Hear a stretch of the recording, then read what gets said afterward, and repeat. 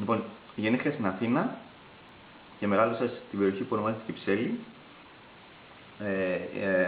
και μέχρι τα 15 μου χρόνια έμενα στην οδό Λίμνου.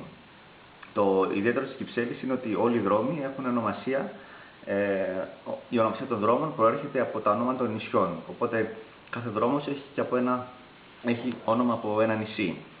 Η δικιά μου οδός ονομαζόταν Λίμνου, μέχρι που όταν ήμουν περίπου 10 άλλαξε και μετονομάστηκε σε οδός Λέλας Καραγιάννη, επειδή στη συγκεκριμένη οδό έμενε η Λέλα Καραγιάννη, η οποία ήταν μια γυναίκα που συμμετείχε νομίζω στην αντίθεση στον πόλεμο του 40.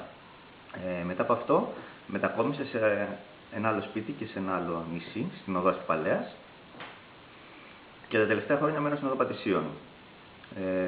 Η οδός Πατησίων είναι ένα μεγάλος δρόμος που ενώνει το κέντρο της Αθήνας με την περιοχή που λέγεται Πατήσια, και ουσιαστικά η ονομασία του δρόμου προέρχεται από αυτό ακριβώς το λόγο. Σημαίνει δηλαδή ότι είναι ο δρόμος που πηγαίνει στα Πατήσια, οπότε είναι εδώ των Πατησίων.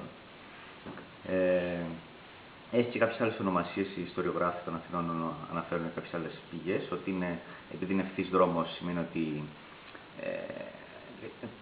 πάτε ίσια, ο δρόμος που πάτε ίσια, οπότε ονομάστηκε Πατήσια, ή ότι παλιά η περιοχή αυτή ονομαζόταν Παραδείσια και από Παραδείσια παραφράστηκε και έγινε Πατήσια, άρα Πατησίων.